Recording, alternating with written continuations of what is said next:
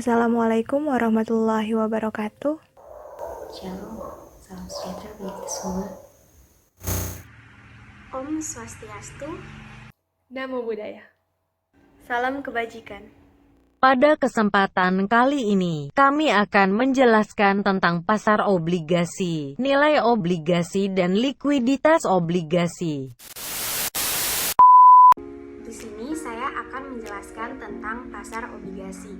Nah, obligasi diperdagangkan di pasar modal, khususnya di pasar obligasi.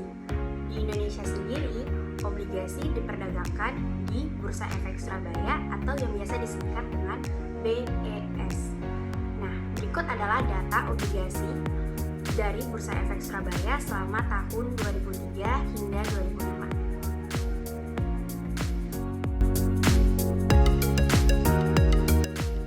Selanjutnya, nilai obligasi.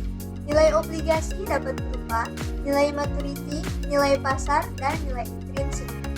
Nilai maturity atau maturity value adalah nilai yang dijanjikan akan dibayarkan pada saat obligasi jatuh tempo. Nilai maturity mewakili nilai nominal, nilai par atau par value, atau nilai tampang atau face value. Nilai ini disebut juga dengan nilai jatuh tempo. Nilai jatuh tempo biasanya sudah ditentukan oleh perusahaan berlebarnya, misalnya $1.000 atau Rp1.000.000. Kita masuk pada nilai obligasi yang kedua, yaitu nilai pasar obligasi. Nilai pasar obligasi atau sering kita kenal sebagai market value merupakan nilai jual suatu obligasi yang terdaftar di pasar modal pada saat tertentu. Berikut merupakan tampilan kutipan-kutipan nilai obligasi yang terdaftar di NYSE atau New York Stock Exchange. Dari tabel di samping dapat kita lihat bersama pada kolom 1 baris 1 terdapat kode ATT 8.80S05.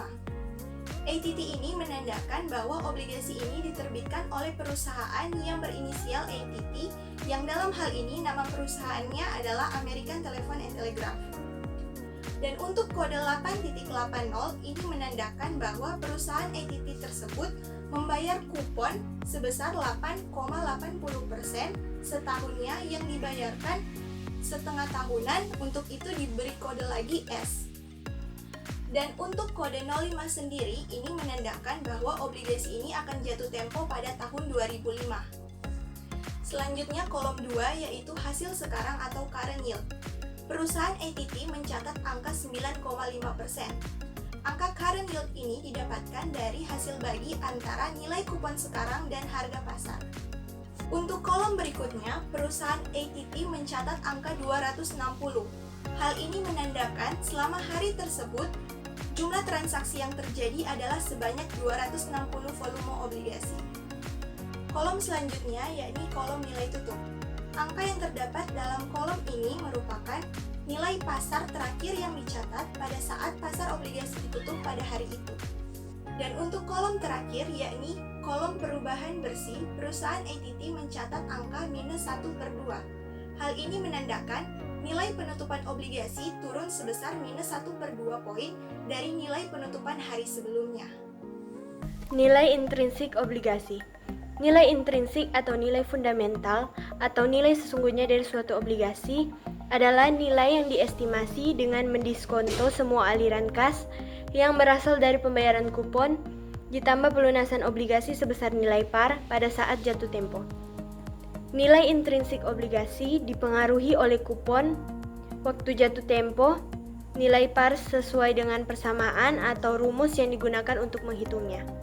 Rumusnya NO sama dengan K1 per dalam kurung 1 tambah I tambah K2 per dalam kurung 1 tambah I pangkat 2 tambah KN per dalam kurung 1 tambah I pangkat N tambah NJTN per dalam kurung 1 tambah I pangkat N. Notasi NO sama dengan nilai intrinsik dari obligasi. I sama dengan suku bunga diskonto atau discount rate yang digunakan. KT merupakan nilai kupon ke T dari T sama dengan 1 sampai dengan N, yaitu tingkat suku bunga kupon dikalikan dengan nilai par obligasi. NJTN sama dengan nilai jatuh tempo obligasi. Untuk nilai kupon yang konstan, yaitu K1 sama dengan K2 sama dengan K3 dan seterusnya sama dengan Kn sama dengan K, maka rumus di atas dapat dituliskan sebagai berikut.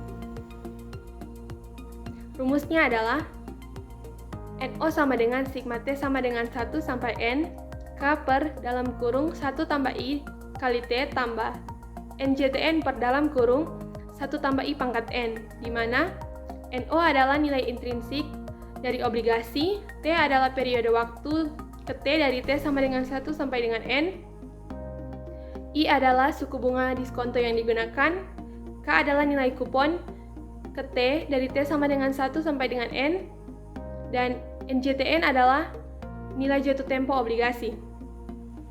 Obligasi dapat berupa kupon obligasi dan obligasi dengan diskon murni.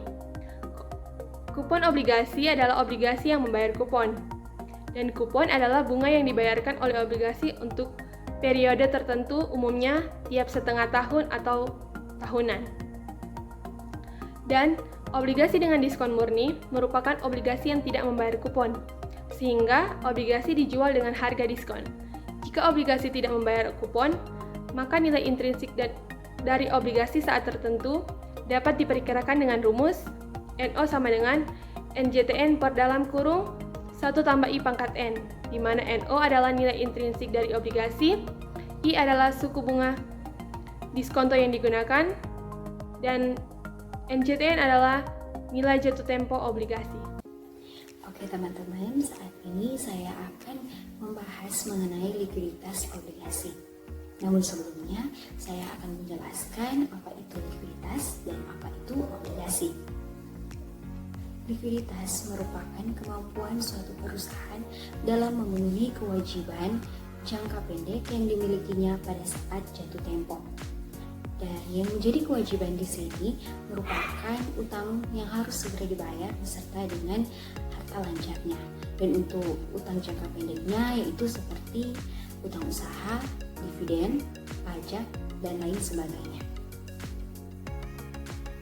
Dan untuk obligasi itu sendiri merupakan surat berharga atau sertifikat yang berisi perjanjian antara perusahaan emiten sebagai peminjam dana dan dengan investor sebagai pemberi dana. Dengan demikian, likuiditas atau liquidity atau yang biasa disebut dengan marketability dari suatu obligasi menunjukkan seberapa cepat investor dapat menjual obligasinya tanpa harus mengorbankan harga obligasinya. Dan yang perlu kita ingat yaitu salah satu pengukuran dari likuiditas obligasi yang disebut dengan rentang permintaan dan penawaran atau bid-ask spread. Bid-ask spread merupakan salah satu pengukuran dari likuiditas obligasi yang menunjukkan perbedaan antara nilai harga tertinggi yang bersedia dibayarkan oleh pembeli dan harga terendah yang bersedia diterima oleh penjual.